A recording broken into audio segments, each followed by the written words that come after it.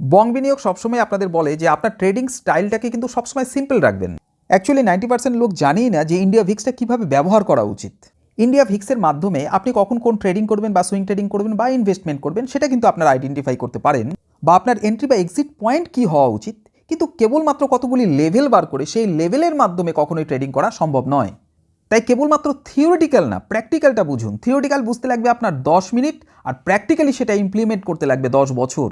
প্রসঙ্গত জানিয়ে রাখি, ডেসক্রিপশন বক্সে একটা হোয়াটসঅ্যাপ চ্যানেলের লিঙ্ক দেওয়া থাকলো, সেই লিঙ্কে প্রবেশ করে আপনারা যদি সেই চ্যানেলটিকে ফলো করে রাখেন তাহলে বং বিনিয়োগ থেকে কিন্তু সব রকম আপডেট আপনারা পেয়ে যাবেন, যেখানে আমি মার্কেট রিলেটেড সব কিছু শেয়ার করে থাকি। নমস্কার বন্ধুরা, বং বিনিয়োগের আরেকটি নতুন ভিডিওতে আপনাদের সকলকে স্বাগত জানাই। আজকে আমার আলোচনার বিষয়বস্তু ইন্ডিয়া ভিক্স। এই ইন্ডিয়া ভিক্সের সূচক দেখে অনেকে কিন্তু সুইং ট্রেডিং, ইনভেস্টমেন্ট বা ইন্ট্রাডে ট্রেডিং করবারও কিন্তু চেষ্টা করে। তো আপনারা হয়তো ইন্ডিয়া ভিক্স সম্পর্কে অনেক ভিডিও হয়তো দেখে থাকবেন, তবে আজকে আমি ইন্ডিয়া ভিক্সটাকে একটু অন্যরকমভাবে আলোচনা করব।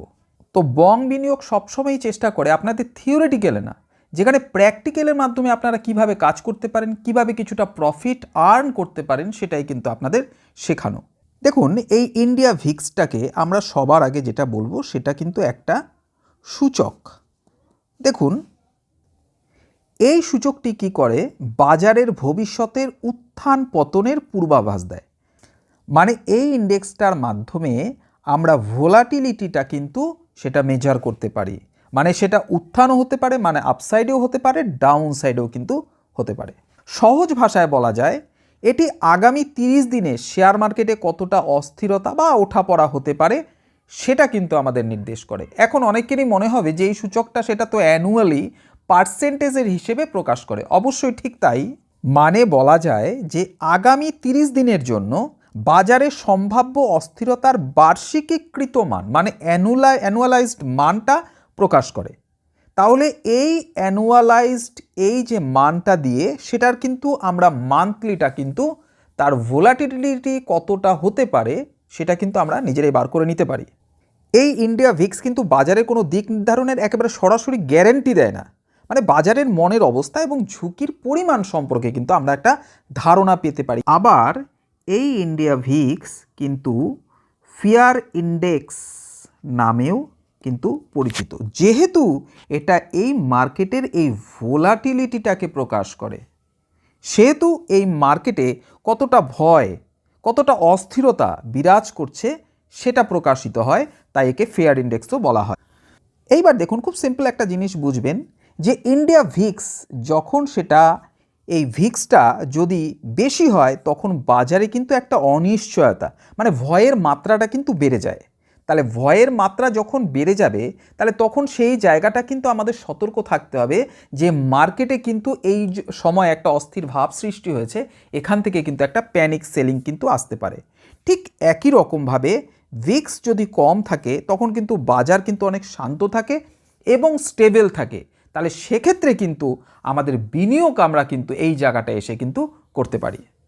দীর্ঘ একটা অভিজ্ঞতা থেকে আমরা বলতে পারি, বিশেষ করে যারা বিগিনার্স তারা ফার্স্টে এসে ইন্ডিয়া ভিক্স থিওরিটিক্যালি বোঝার চেষ্টা করে এবং থিওরিটিক্যালি বোঝে এবং সেখান থেকে বিভিন্ন range, monthly range, weekly range এবং ডেইলি রেঞ্জও সেখান থেকে বার করার চেষ্টা করে এবং সেটা বার করে সেখান থেকে ট্রেড করে। আচ্ছা, যারা নিত্যনৈমিত্তিকভাবে ইন্ট্রাডে ট্রেড করে থাকেন, ইন্ডিয়া ভিক্স দেখে কারা ট্রেড করেন এবং প্রতিনিয়ত প্রফিট করেন সেটা আমাকে কাইন্ডলি একটু কমেন্ট সেকশনে জানাবেন।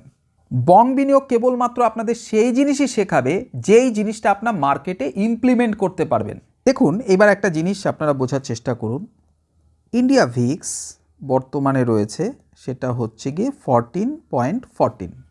এবার এই যে মানটা সেটা তো একটা অ্যানুয়ালাইজড একটা সূচক। তাহলে এটা আমরা কি করব, কেবলমাত্র মান্থলি এটা আমরা এখান থেকে বার করে নিতে পারি। দেখুন, 12 মাসে 1 বছর, তাহলে আপনি কি করবেন, এই 12-এর রুট করবেন। তাহলে রুট করলে আপনার 3.76 এই মানটা কিন্তু বেরিয়ে আসবে। 3.76 এই যে মানটা পেলাম সেটা যদি আপনার আইভি যেটা রয়েছে সেটা দিয়ে যদি আপনি ডিভাইড করে দেন তাহলে অ্যাপ্রক্সিমেট 3.76 এই মানটাই কিন্তু আমরা। এইবার 3.76 এই যে পার্সেন্টটা রয়েছে তার মানে নিফটি এখান থেকে 3.76% ভোলাটাইল হতে পারে। সেটা 3.76% সেটা ওপরেও যেতে পারে, আবার নিচের দিকেও কিন্তু আসতে পারে। ঠিক একই রকমভাবে যদি আপনারা উইকলি যদি বার করতে চান তাহলে সেটা 52 দিয়ে রুট করতে হবে, এবং আপনারা যদি সেটা ডেইলি ট্রেড করতে চান তাহলে 365 সেটাকে রুট করে একই রকমভাবে বার করতে হবে। কিন্তু আমি বলবো ইন্ডিয়া ভিক্সটা কেবলমাত্র আপনারা মান্থলি এই পারপাসেই কিন্তু ব্যবহার করবেন। এবার আপনারা কি করেছেন, এতদিন অনেক রেঞ্জ শিখেছেন, তো বং বিনিয়োগ বিষয়টাকে আপনাদের বারবারই বলবে এত জটিল করতে না। সরাসরি আমি আপনাদের চার্টে নিয়ে গিয়ে দেখাচ্ছি যে আপনারা ইন্ডিয়া ভিক্সের মাধ্যমে কিভাবে কিন্তু বিভিন্ন পজিশন নেবেন এবং আপনার এন্ট্রি এবং এক্সিট পয়েন্টটা কিভাবে কিন্তু কনফার্ম করবেন। ইন্ডিয়া ভিক্সের একটা 1 উইকের চার্ট কিন্তু ওপেন করা রয়েছে। আপনারা যেই প্ল্যাটফর্ম ইউজ করেন যে কোনো প্ল্যাটফর্মে গিয়ে কিন্তু ইন্ডিয়া ভিক্স কিন্তু সার্চ করলে আপনারা কিন্তু এই ধরনের কিন্তু একটা চার্ট কিন্তু খুঁজে পাবেন। আপনাদের আগেই বললাম যে ইন্ডিয়া ভিক্সের সাথে কিন্তু নিফটির একটা প্রত্যক্ষ সম্পর্ক রয়েছে। মানে এই ইন্ডিয়া ভিক্স যখন নিচের দিকে থাকে তখন একটা স্টেবল পজিশনে থাকে, সেই জন্য নিফটি কিন্তু আস্তে আস্তে ওপর দিকে যাওয়ার পসিবিলিটি থাকে। এবং যখন এই মার্কেটে মানে ইন্ডিয়া ভিক্স যখন ওপর দিকে থাকে মার্কেটে কিন্তু একটা ফিয়ার, এই ফিয়ারটা যেহেতু বিরাজ করে সেহেতু নিফটি কিন্তু নিচের দিকে আসার কিন্তু একটা পসিবিলিটি থাকে। তবে ইন্ডিয়া ভিক্স এবং এই যে নিফটির সাথে যে একটা ব্যস্তানুপাতিক সম্পর্ক, এই সম্পর্কটা কিন্তু 95% সময় কিন্তু আপনি দেখবেন এই ট্রেন্ডটা কিন্তু কন্টিনিউ করবে ওপরে নিচে, মানে ইন্ডিয়া ভিক্স এবং নিফটির সাথে কিন্তু একটা ব্যস্তানুপাতিক সম্পর্ক রয়েছে। কিন্তু অনেক সময় দেখা যায় যদি মার্কেটে কোনো সাডেন ফল আসে বা যদি কোনো প্যানিক সেলিং দেখা যায় সেক্ষেত্রে কিন্তু এর বিপরীত ধর্মিতাও কিন্তু দেখা যায়। তো আমরা সেই বিপরীত ধর্মিতা নিয়ে কিন্তু আমরা এগোবো না, যেটা ট্রেন্ড যেটা সবসময় মার্কেটে চলে সেটাই আমরা বোঝার চেষ্টা করব। দেখুন আপনাদের বোঝার সুবিধার্থে আমি কিন্তু 3টে লাইন এখানে হরিজন্টাল লাইন কিন্তু ড্র করে রেখেছি। 3টে লেভেল আমি এখানে ব্যক্ত করছি। একটা হচ্ছে 10 থেকে 15 এই লেভেল, একটা লেভেলকে বলবো 15 টু 20 এই লেভেল, আরেকটা লেভেলকে বলবো আমরা 20 টু 30 এই লেভেল। দেখুন এই যে লেভেলটা এটা হচ্ছে 10 টু 15 মানে 10 থেকে 15 লেভেল। মানে এই সময় বলা যায় যে বাজার কিন্তু এই সময় কিন্তু খুব স্থিতিশীল রয়েছে, মানে বিনিয়োগকারীদের মধ্যে কিন্তু একটা আত্মবিশ্বাস কিন্তু রয়েছে এই সময়। তাহলে এই সময় আমরা কি করব, পজিশনাল বা লং টার্ম ট্রেড এইগুলো যদি আমরা নিই তাহলে সেক্ষেত্রেও আমাদের একটা প্রফিট হওয়ার কিন্তু একটা সম্ভাবনা থাকবে। আবার এই রেঞ্জে কিন্তু আপনার ভোলাটিলিটি কম থাকে, তাই অপশন প্রিমিয়ামও কিন্তু কম থাকে, সেক্ষেত্রে সেলারদের জন্য কিন্তু ভালো।